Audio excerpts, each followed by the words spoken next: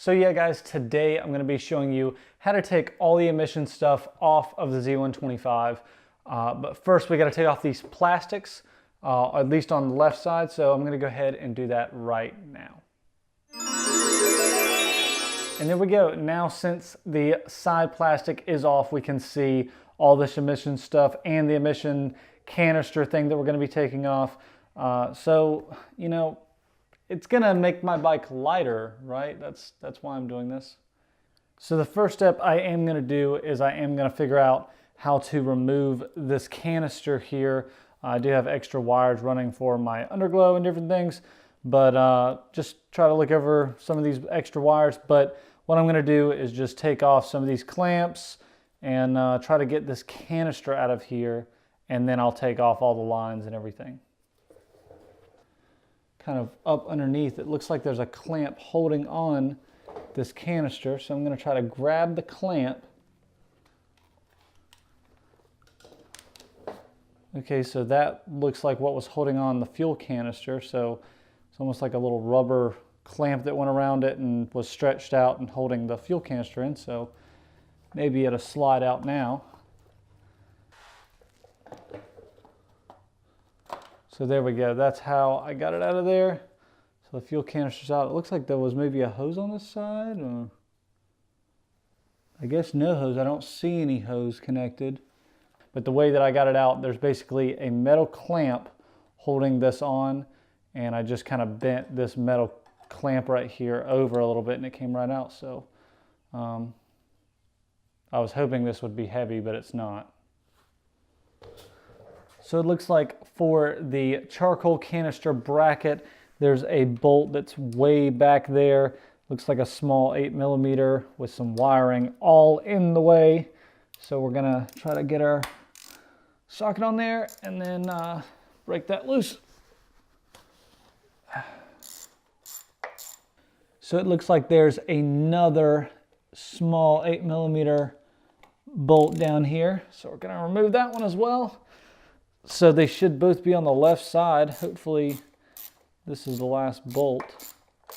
And there we go, with that second bolt removed, that is removed. So it sits in there like that. There's two bolts holding it in, if you can see that now where those bolts were. So now that's removed as well. Now moving over to the sensor, I'm gonna take off this nut holding it on. So now I'm just gonna try to remove the bracket holding on the sensor just to lose some more weight and gain some more space as well. Again, I am going to leave this sensor plugged in. So to remove that sensor bracket, it was just one bolt. So that makes it pretty easy. So now that is out of the way. Now the sensor I am going to leave plugged in, as I said earlier, just because I don't want to throw any check engine lights, or mainly, you know, not only a check engine light, but something could also go wrong with doing that. So I'm just going to take it and shove it in there somewhere, zip tie it, whatever. And now I've created more space in the side plastic area here.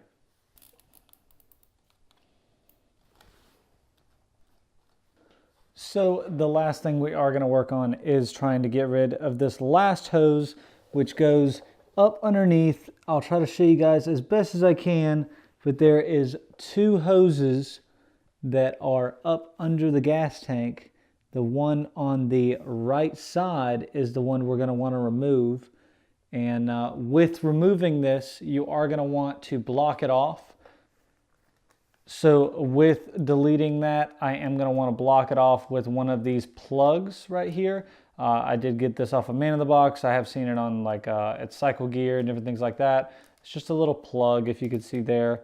Really simple, but now I'm going to try to remove this hose and place this in the place of it.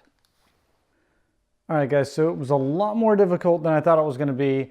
Had to take off this plastic, had to pull this off. So I got the gas tank pretty much loose where I took out the bolts for this plastic piece up here. Anyways, I took out a lot of stuff so I could get the gas tank literally loose, pulled it out, and then leaned it on its side so I could get my hand up in there.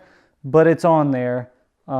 If you could see right there, it's the second hose, but man, that was difficult. So be patient, I guess, but my God, that was a job. So glad that's over with, but now I've just got to put on all my stuff back.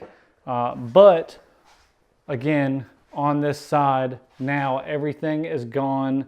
All the emission stuff is gone, a lot more room. So I'm just going to tidy up all my wires and put on all my plastics and everything, but it'll look good when it's all back together. But hope you guys enjoyed this video. If you do have any suggestions or any comments, please put them in the comments. I don't really know 100% if, every single thing on this emission thing was right.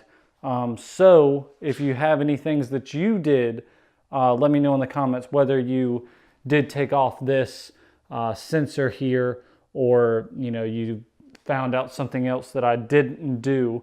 But if you found anything else that could be helpful to others, please leave it in the comments. That way the information can be shared. But hope you guys enjoyed this video, and I need to go put my bike back together. Later.